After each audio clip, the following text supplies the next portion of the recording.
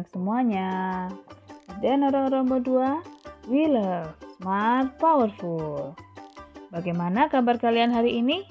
Ibu harap kalian dan keluarga selalu sehat dan bersemangat saat belajar dari rumah ini ya. Kali ini kita akan belajar materi tentang mengembangkan ide pokok menjadi paragraf. Sudah siap semuanya? Mari kita mulai. Anak-anakku, tujuan pembelajaran kita hari ini adalah 1. Anak-anak dapat menentukan ide pokok setiap paragraf dalam bacaan. 2. Anak-anak dapat mengembangkan ide pokok menjadi sebuah paragraf. Anak-anak, ayo kita ingat-ingat kembali materi minggu lalu. Kita telah belajar bagaimana caranya mengidentifikasi ide pokok dan kalimat pengembang. Ide pokok adalah gagasan atau ide yang dibahas dalam sebuah paragraf. Ide pokok hanya ada satu dalam tiap paragraf. Ide pokok dijelaskan lebih rinci oleh kalimat pengembang. Jenis paragraf jika dilihat dari letak ide pokoknya, yang pertama yaitu paragraf deduktif. Ide pokoknya terletak di awal paragraf. Yang kedua, paragraf induktif, yang ide pokoknya berada di akhir paragraf. Dan yang ketiga adalah paragraf ineratif, yang ide pokoknya berada di tengah-tengah paragraf. Masih ingat apa itu kalimat pengembang? Kalimat pengembang adalah kalimat dalam paragraf yang memperinci atau menjelaskan ide pokok lebih jauh lagi. Kalimat pengembang biasanya terdiri lebih dari satu kalimat dalam satu paragraf. Yang ketiga, kalimat pengembang selalu menjelaskan hal yang sama dengan ide pokok. Anak-anakku tersayang, mari kita baca paragraf ini bersama-sama dengan bersuara nyaring ya. Ikuti ibu. Bersepeda. Bersepeda merupakan kegiatan yang menyenangkan dan menyehatkan. Sepeda bisa dikatakan sebagai alat transportasi darat yang murah, praktis, dan mudah dikendarai. Banyak orang juga memanfaatkan sepeda untuk pergi ke kantor, sekolah, pasar, dan lain-lain. Sepeda juga ramah lingkungan karena tidak menimbulkan polusi. Selain itu, dengan bersepeda juga dapat menjaga dan meningkatkan kesehatan tubuh kita. Sekarang, mari kita tentukan yang mana ide pokoknya. Ya, ide pokoknya terletak di awal paragraf, yakni bersepeda merupakan kegiatan yang menyenangkan dan menyehatkan. Bagaimana dengan kalimat pengembangnya? Tentu saja kalimat pengembangnya adalah kalimat-kalimat lain dalam paragraf tersebut. Terdapat 4 kalimat. Jika kalian perhatikan, pasti kalimat pengembang itu merupakan penjabaran dari ide pokok bahwa sepeda adalah kegiatan yang menyenangkan. Ya, ini dijelaskan oleh kalimat pengembang 1 dan 2, dan juga bersepeda merupakan kegiatan yang menyehatkan. Ini dijelaskan oleh kalimat pengembang ketiga dan keempat. Nah, sudah ingat ya anak-anak semuanya? Sekarang kita akan belajar tentang cara mengembangkan ide pokok menjadi paragraf. Ada 3 langkah yang perlu dilakukan anak-anak semuanya, yakni 1. Merencanakan paragraf.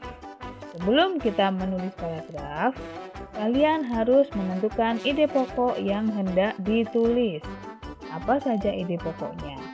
Yang kedua, mengapa saya harus menulis ini? Ini adalah beberapa pertanyaan-pertanyaan yang mungkin bisa membantu kalian dalam menentukan ide pokok. Mengapa ya saya harus menulis ini? Apa ya yang harus saya bahas? Dan untuk siapa saya menulis? Apakah untuk teman, untuk orang tua, dan lain-lain. Dengan memperhatikan pertanyaan-pertanyaan ini, kalian bisa menentukan ide pokok yang akan kalian tulis.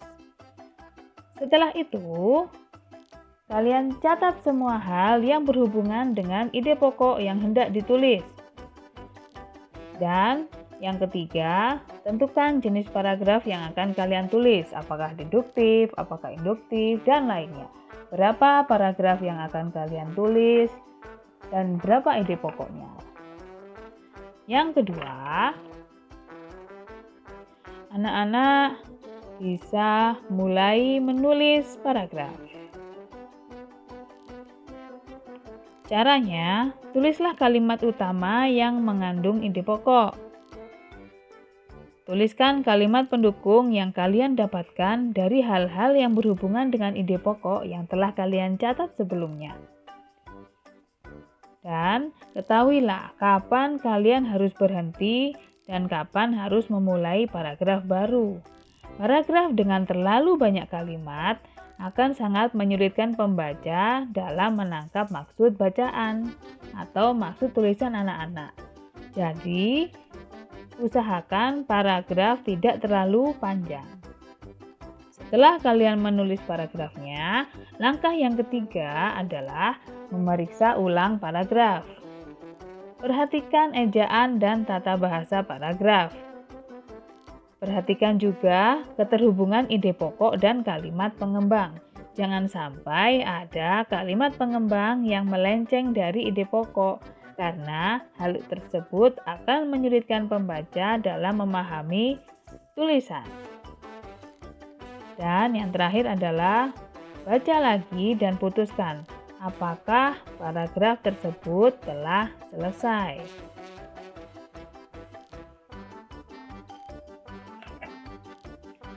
Anak-anak, kali ini Ibu akan tunjukkan bagaimana mengembangkan ide pokok menjadi sebuah paragraf. Yang pertama yaitu merencanakan paragraf. Dalam merencanakan paragraf, Ibu menentukan topik atau tema yang diinginkan. Kali ini topik atau tema yang Ibu inginkan adalah tentang hewan kesayangan. Setelah itu, Ibu akan mulai merencanakan kira-kira berapa paragraf yang akan Ibu bahas. Kali ini, Ibu akan kira-kira menulis 4 paragraf. Setelah itu, tentukan dulu ide pokoknya. Paragraf pertama, Ibu mempunyai ide pokok, aku mempunyai hewan kesayangan. Yang paragraf kedua, aku bermain dengan hewan kesayanganku setiap hari. Ide pokok paragraf ketiga, aku rajin memberinya makan. Dan ide pokok paragraf keempat, aku rajin membersihkan tubuh dan kandangnya. Yang harus kalian lakukan selanjutnya adalah mulai menulis paragraf. Dari kerangka karangan yang telah kalian tentukan sebelumnya, kalian mulai menulis paragrafnya satu persatu. Untuk paragraf pertama, aku mempunyai hewan kesayangan. Tentunya, Ibu akan menceritakan tentang apa hewan kesayangan Ibu. Di sini, Ibu mengembangkannya sebagai berikut. Aku mempunyai hewan kesayangan. Namanya Miko. Dia adalah seekor kucing Persia yang memiliki bulu berwarna abu-abu yang lebat. Miko juga memiliki kalung di lehernya yang berwarna merah. Miko sangat lucu dan menggemaskan.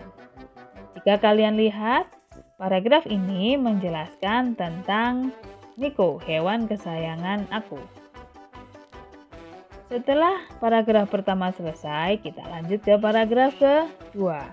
Dengan ide pokoknya, aku bermain dengan hewan kesayanganku setiap hari. Ibu telah mengembangkan ide pokok sebagai berikut. Aku bermain dengan Miko tiap hari. Tempat bermain favorit kami adalah di lapangan dekat rumah. Kami biasanya bermain kejar-kejaran atau lempar tongkat. Miko sangat bersemangat untuk berlari ke sana kemari bersamaku. Seperti kalian lihat, ide pokok paragraf kedua terletak pada bermain dengan hewan kesayangan. Kalimat pengembang yang Ibu kembangkan tentu saja berhubungan dengan bermain bersama Miko. Untuk paragraf ketiga, Ibu mempunyai ide pokok, aku rajin memberinya makan. Nah, jika ingin mengembangkan ide pokoknya, tentu saja kalian harus menjelaskan lebih detail tentang makanan Miko. Ibu mengembangkannya seperti ini. Aku rajin memberi Miko makan. Ibuku berkata bahwa jika aku memiliki hewan peliharaan, aku harus merawatnya dengan baik dan tidak lupa memberinya makan. Miko sangat menyukai kepala ikan asin goreng yang dicampur dengan nasi. Ia selalu makan dengan lahapnya. Ibu tidak membahas yang lain selain makanan karena ide pokoknya adalah rajin memberi makan. Paragraf terakhir. Paragraf keempat, ide pokok yang akan Ibu kembangkan adalah aku rajin membersihkan tubuh dan kandangnya. Bisa kalian tebak, Ibu harus mengembangkan kalimat dengan mengacu pada kebersihan tubuh dan kandang Miko. Ya, kalian benar. Ibu mengembangkannya seperti ini. Aku selalu membersihkan tubuh dan kandang Miko. Kandang Miko ada di samping rumah. Aku rajin membersihkan kandangnya supaya Miko betah berada di sana. Aku pun memandikan Miko dengan sabun setiap minggunya. Bulu Miko pun menjadi bersih dan wangi. Selesai. Yang terakhir adalah memeriksa paragraf. Setelah kalian tulis, kalian wajib membaca tulisan yang telah kalian buat. Jangan lupa untuk memberikan judul yang menarik. Bu Ayu memberikan judul Miko Kesayanganku. Wah, ini yang telah Ibu kembangkan tadi ya. Ternyata banyak sekali. Menjadi 4 paragraf yang saling berhubungan.